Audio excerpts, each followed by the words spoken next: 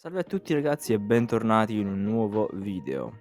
Come avete letto dal titolo, vi parlerò di come completare il file della Forza Bruta, che questa settimana, se non lo sapete, è a soldi doppi. L'hanno messo come file ad alta priorità. Vi mostrerò tutto quello che vi attende nel completare questo file, ovvero dalle preparazioni al colpo finale. In questo modo sapete cosa vi attende e quindi magari riuscite a farlo anche più velocemente. La prima preparazione che dovrete affrontare è il recupero dell'attrezzatura ed ecco alcuni consigli per voi.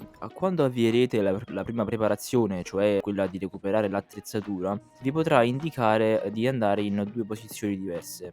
La prima è quella della Meriwether, cioè ai laboratori Humane, che è appunto quella che mi è capitata a me in questo video e che dista appunto, mi sembra 7 chilometri, una roba del genere. Invece l'altro punto, che vi potrebbe indicare è a Forzancudo.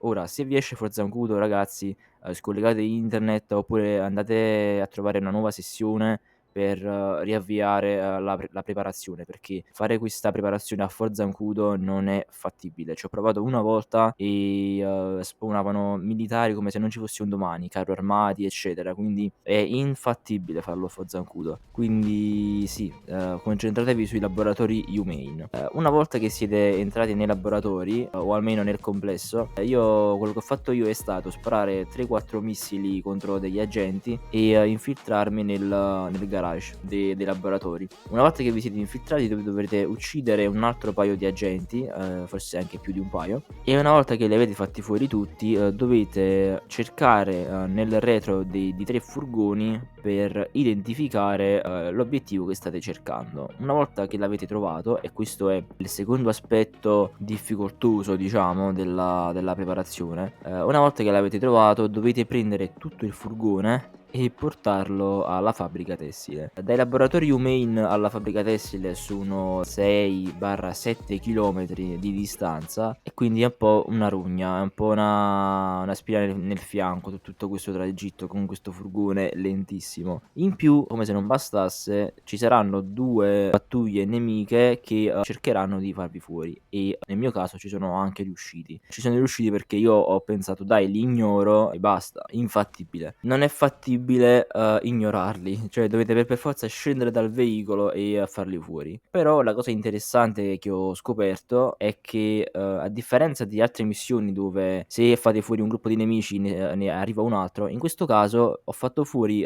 queste 2 pattuglie che mi inseguivano e poi il resto del viaggio nessuno mi ha più cagato, cioè non è più spawnato nessun altro nemico. Quindi, sotto questo aspetto è una cosa diciamo positiva, almeno così, vi fate fuori la prima pattuglia e poi state a posto per tutto il viaggio. Quindi ricapitolando, una volta che avete preso questa attrezzatura e siete andati alla fabbrica tessile e l'avete consegnata alla fabbrica tessile, la preparazione è completata. Quanto riguarda invece la seconda preparazione è molto più facile da fare. Si tratta della chiave di sblocco e una volta avviato Jody vi dirà di recarvi al casino Diamond, nello specifico nel retro del casino, ovvero dove, si organizzano i party, eccetera, dove c'è questa icona a forma di nota musicale. Una volta che siete entrati, nel club, dovrete pagare il biglietto, tra virgolette, "all'ingresso", che, sono di $150 e, quando siete entrati, Jody vi, invierà un'immagine della persona che voi dovrete cercare, perché voi dovete, diciamo, pagare per farvi dare la chiave d'accesso. Una volta che l'avete trovata, individuata e trovata, spingete il tasto freccia destra, il vostro personaggio chiederà i soldi e, mentre invece il contatto vi darà la chiave di sblocco. Una volta fatto ciò dovete soltanto uscire dal locale e, allontanarvi dalla zona e portare la chiave di sblocco alla fabbrica tessile. Una volta fatto questo avete completato con successo anche la seconda preparazione. Adesso invece parliamo della terza ed ultima preparazione, del colpo della Forza Bruta. Allora, questa preparazione si intitola Equipaggiamento di infiltrazione e, quello che vi chiederà di fare Jody è di recarvi in un garage militare dove appena arrivati Jody vi dirà dirà di cercare il comandante e prendergli il pass. Nel mio caso ho semplicemente sparato più missili possibili con la mia Oppressor e una volta che sono morti tutti sono andato vicino al cadavere del militare, ho cercato il pass. Una volta trovato il pass sono entrato nel garage e quello che dovete fare una volta dentro il garage è stare molto attenti perché ci sono molti nemici e una volta che li avete fatti fuori tutti dovrete rubare semplicemente uno dei veicoli che si trova all'interno del garage. Potete scegliere tranquillamente quale veicolo preferite. Io ho preso questo qui perché mi è sembrato il più blindato. E una volta che l'avete preso e siete usciti dal garage, ci saranno come sempre durante il tragitto nemici che vi romperanno un po'. E quello che dovete fare è lasciare il veicolo alla posizione indicata. E una volta che l'avete consegnato in quella posizione, la preparazione è completata.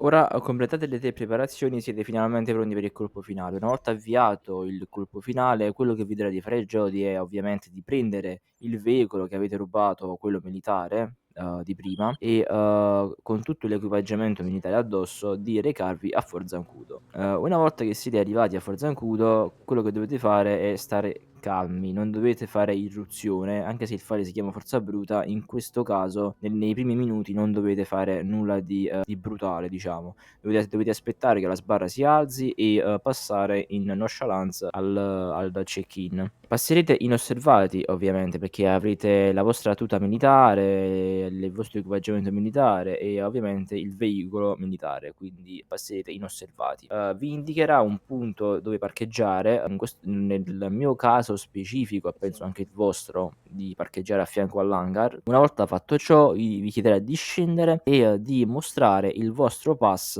al militare e una volta fatto ciò vi aprirà le serrande e voi dovrete entrare dentro e accedere all'ascensore. Ora che avete usato l'ascensore vi trovate nell'hangar sotterraneo di questa base militare e quello che vi chiederà di fare il gioco è di trovare l'area di carico. Non vi mentirò, questo hangar è veramente lunghissimo e molto ampio. Io ci ho messo veramente un bot per trovare l'area di carico, qualcosa come 10 minuti. In poche parole si trova in fondo al tunnel, cioè veramente in fondo. Una volta che avrete trovato la zona dell'area di carico dovete stare molto attenti perché il gioco non vi avvisa, ci sarà un Juggernaut ad attendervi. E sì, forse questa è la parte del colpo finale più rognosa perché lo sappiamo entrambi, lo sappiamo tutti che i Juggernaut sono sempre ostici e fastidiosi da abbattere. Comunque sia, una volta che l'avete abbattuto,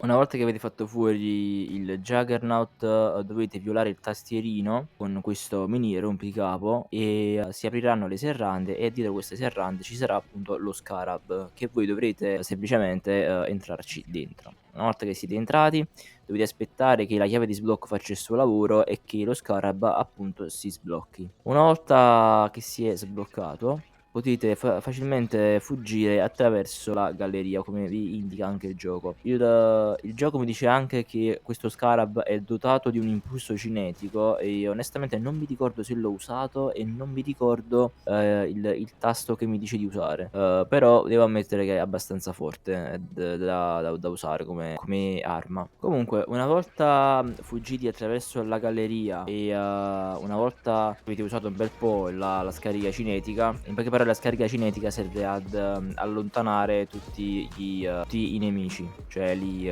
come se fosse un'onda d'urto, diciamo. Comunque una volta che siete usciti dalla galleria vi indicherà la posizione del cliente dove dovrete andare. Una volta che siete andati dall'acquirente partirà la solita cinematica di voi che consegnate lo Scarab al cliente e il cliente che vi paga e poi tirà di nuovo la solita cinematica del resoconto del colpo e di quanto avete guadagnato. Questo è tutto quello che dovete sapere se volete completare il file ad alta priorità di questa settimana, che è appunto il file della Forza Bruta, che vi ricordo essere parte dell'aggiornamento settimanale di GTA 5, che se vi siete persi ve lo lascio in alto a destra nelle schede. Nulla, spero che questo video vi sia piaciuto e spero che grazie a questi miei consigli riuscite a farvi veramente questi $300.000.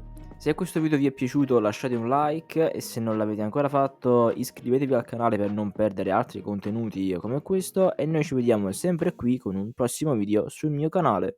Alla prossima! I don't ever slow up, no I don't take shit. I got no love for the fakeness. If you wanna play tough and wanna hate this, I'll always show up. I don't ever slow up, no I don't take shit.